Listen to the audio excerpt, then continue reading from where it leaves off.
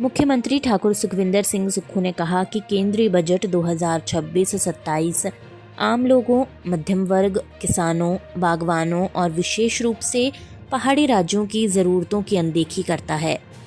दशकों से राज्यों को मिलने वाला राजस्व घाटा अनुदान बंद करना संघीय भावना पर सीधा प्रभाव है। उन्होंने कहा कि सेब बागवानी, पर्यटन, रेलवे विस्तार और आपदा रोधी अवसंरचना के लिए बजट में कोई ठोस प्रावधान नहीं किया गया। बढ़ती लागत और प्राकृतिक आपदाओं से जूझ रहे हिमाचल प्रदेश के लिए विशेष सहायता की आवश्यकता थी, लेकिन केंद्र सरकार ने सौतेला व्यवहार अपनाया है। ये बजट जन विरोधी, किसान विरोधी और हिमाचल विरोधी है।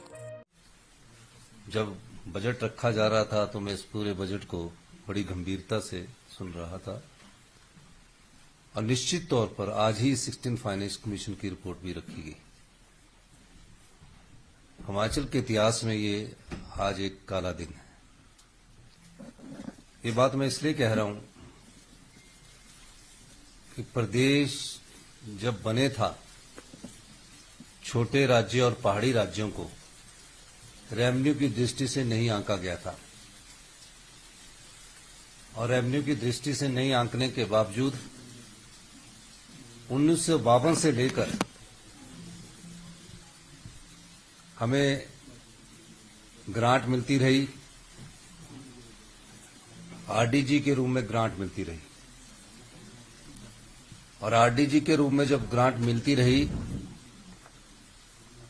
तो प्रदेश में जो कभी भी रेवेन्यू सरप्लस स्टेट नहीं हो सकते थे,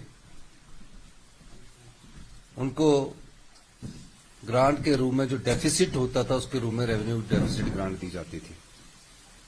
संविधान के अनुच्छेद 275(1) में केंद्र सरकार में राज्यों को state specific revenue deficit grant दी जाती है।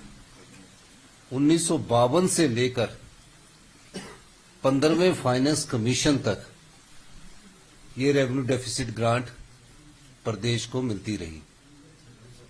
तकरीबन 70 साल से ये रेवेन्यू डेफिसिट ग्रांट प्रदेश को मिलती रही और इस रेवेन्यू डेफिसिट ग्रांट के कारण प्रदेश की जो योजनाएं हैं, प्रदेश की जो विकासात्मक कार्य हैं, उनको अमल में लाया जाता रहा। रिपोर्ट 16 फाइनेंस कमीशन की रखी गई। हमें आशा थी, तकरीबन 4 बार में फाइनेंस कमीशन को मिला और इतनी ही बार में वित्त मंत्रालय में वित्त मंत्री जी से भी मिला। मैंने उनसे हमेशा ये अनुरोध किया कि जब हमें 16 फाइनेंस कमीशन जब रेवेन्यू डेफिसिट ग्रांट देगा तो टेपरिंग नहीं होनी चाहिए, यानी कि 5 साल के लिए एक सम्मान होनी चाहिए। और आप जानते हैं कि जो 15th फाइनेंस कमीशन ने रेवेन्यू डेफिसिट ग्रांट दी उसमें टेपरिंग हुई। टेपरिंग का कहने का मकसद मेरा ये है कि पहले वर्ष जैसे 11,000 करोड़ मिल गया, दूसरे वर्ष 10,000 करोड़ मिल गया, तीसरे वर्ष और 10,000 करोड़ मिल गया, चौथे वर्ष 8,000 करोड़ मिल गया और 5वें वर्ष आज इस वर्ष जो 25-26 का वित्तीय वर्ष चल रहा उसमें 3200 करोड़ रुपए मिल गया। यानी कि 11,000 करोड़ से हम 3200 करोड़ में revenue deficit grant 15th finance commission की आज पा रहे हैं।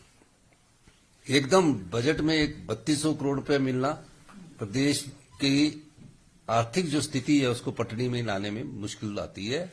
इसलिए आज जब आप रेवेन्यू डेफिसिट ग्रांट देंगे तो आपने इसको बराबर ही 5 साल के लिए रखना।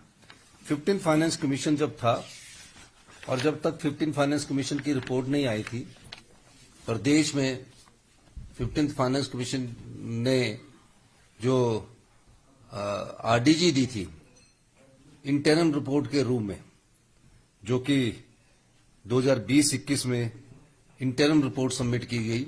जयराम ठाकुर जी की सरकार थी, भारतीय जनता पार्टी की सरकार थी।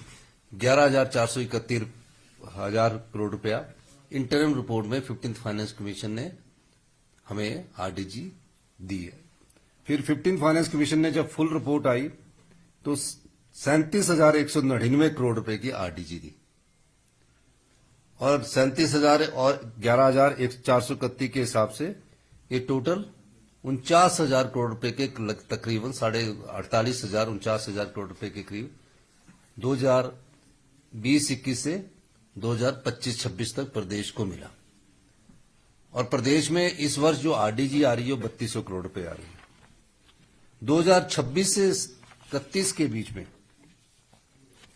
2026 से 31 के बीच में भी 16 फाइनेंस कमीशन जो है वो आरडीजी को रिकमेंड करता है।